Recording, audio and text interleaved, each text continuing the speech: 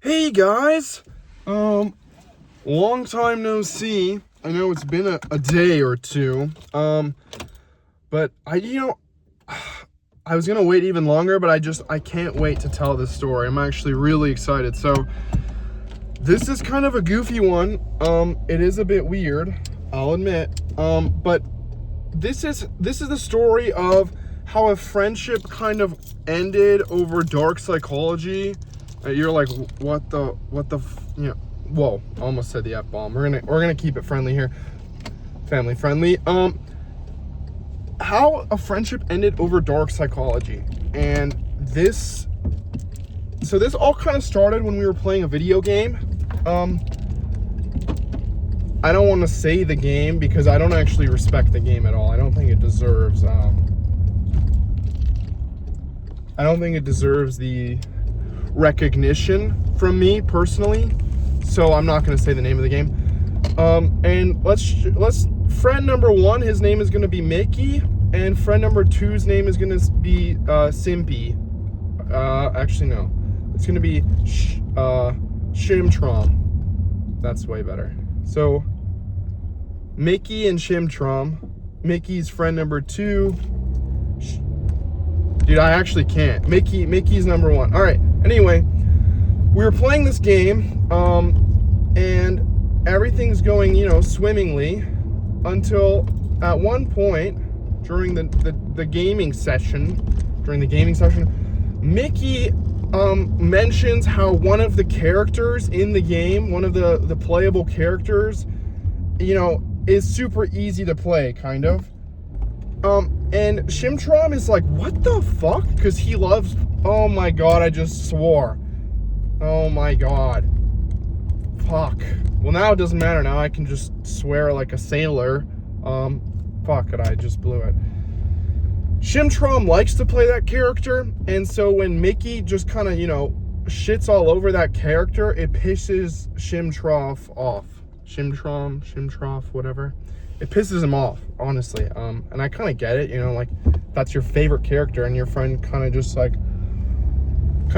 bullies you, So what happens is, Shimtrom is like, nah, like, he takes skill, and Mickey basically just says, no, dude, it's the luckiest character in the game. That's why he's not skillful, because he's very lucky to play, basically.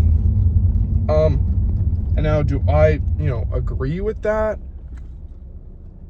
Kind of. It's kind of hard to prove.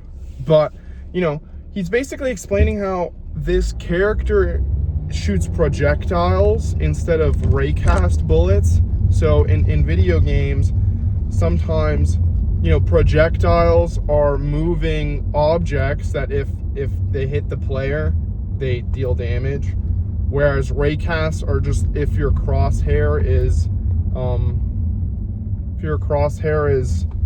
on the person. This guy on a scooter is going like actually 10 kilometers an hour right in front of me. This is insane. What is this old head doing? I can't stand these people because there's a beautiful sidewalk right there and there's no one there, and he's going basically walking speed. I can't. I actually can't. This guy's such a weirdo. Anyway, so yeah, raycast bullets are like if your crosshair is just on the other player and you press, it's gonna deal damage. So maybe, yeah. So basically the whole argument is that since that one character shoots projectiles, you can kind of just like spam the button and hope that the projectile kind of connects with another guy. Like, you don't have to be as exact because the projectile has kind of my hair's a little off center here. The projectile has kind of a larger hitbox. It's a bigger collider. So, I get that whole argument. I get it. And to me, obviously, that's not a big deal. But they kind of get into it. Like this becomes kind of the main focus of the night there, because they really want to settle this once and for all, to see if it really is luck or not. This fucker with the scooter again.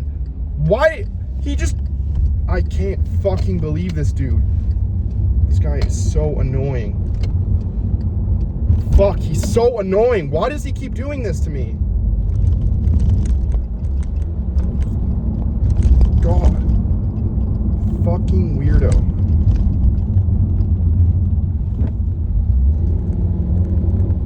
I can't. I can't. He just randomly, you know what, never mind. So yeah, they get into it and it kind of gets like kind of intense, you know, things start going crazy. And Shimtrom, he asks Mickey an important question. He goes, "So, Mickey, would you say that playing this character makes me lucky?" Because Mickey said earlier that this character is a luck-based character. So basically what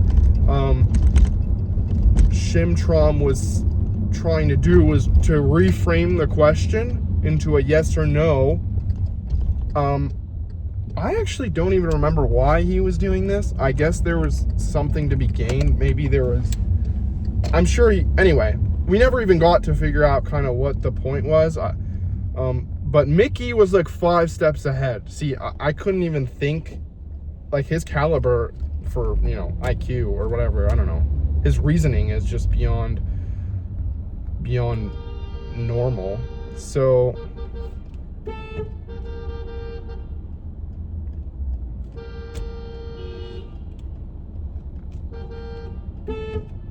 this guy is just trying to turn on an illegal turn.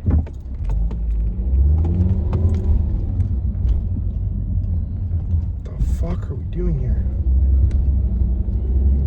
That was just terrible. This dude was just trying to do an illegal left turn. What the fuck is happening? Anyway, see, this is what happens when you try to record on the road. I take safety is my number one. You guys know that Russian dude? Safety is my number one priority. He always says he's like he did like life hacks or something, or DIY. Anyway, so I'm gonna prioritize my driving over this story. So if you ever kind of, all right, you guys don't even care. You just want me to keep talking.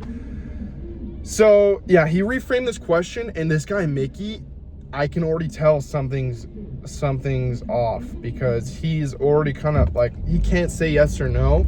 And so, you know, Shimtrom repeats the question, because at this point he's kind of like, oh, maybe his mic cut out, you know, maybe I just didn't hear his response, and it's just straight silence. And he starts, I swear, he's like,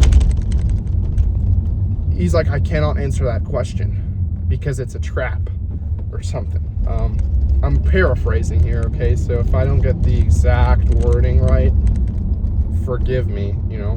But he's kind of like, yeah, that's a logical fallacy. And he goes really in depth into it, and I'm like, whoa, you know, I wasn't expecting this, because it wasn't really like a full-on debate. It was more kind of just like, you know, oh, well, what do you think about this? Yeah or no? And this is where things get absolutely nuts, because there was like, all of a sudden there's thunder outside, and Mickey whispers into the microphone, "You're all my tools. You guys are just my pawns." And I'm like, what the fuck? You know, like, what's going on? What's happening? Like, I thought we were just talking about a game. And he reveals to us that, like, he's been manipulating us all along. Like, this is all part of his plan. And I was like, well, because this obviously is a little weird. I was like, what are you talking about? Because, you know, I don't feel like I'm being manipulated. And he's like, you guys are all just pawns in my little game. I could see through all of you. Like, I knew this was coming. And I wasn't really involved in this heated debate. So I was like, what do you mean I'm your pawn? I'm not your pawn. He's like, I knew you would say that. And he started like laughing to himself, like, which is super weird. I was already shocked. And he basically just told me that, like, ever since he was little, he's been learning dark psychology. So I don't even know what that means, but it sounds kind of scary. Like, I was like, what? So he was like, yeah, he's like, yeah, I've been manipulating you guys this whole time. And me and Shimtron were both shocked because we didn't know we were being manipulated. Like, this is the first time I've ever heard of that. Like, you're being manipulated. You're my pawn. And he's like, yeah, I can make you guys do whatever I want because I've been manipulating you. And this is where things start to get scary. He was trying to kind of explain his reasoning behind why he couldn't answer yes or no. And then, I guess we just didn't agree or something. And he's like, yeah, your nimble minds couldn't possibly understand. And then he started maniacally laughing to himself again. So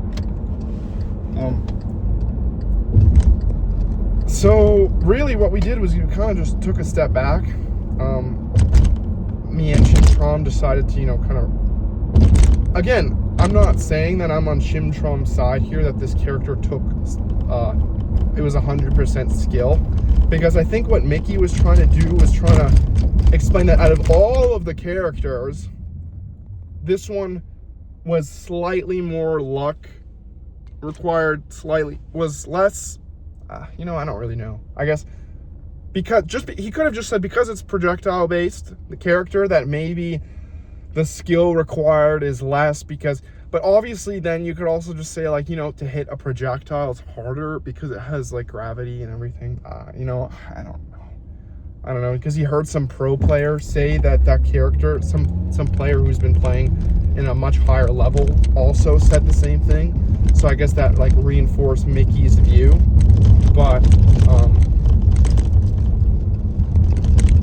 yeah, so anyway, I wasn't fully on board with Shimtron, but I was just kind of see where this would go. And then Shimtron asked him again. Now he was trying to counter manipulate him using his own dark psychology. He was like, well, just answer yes or no.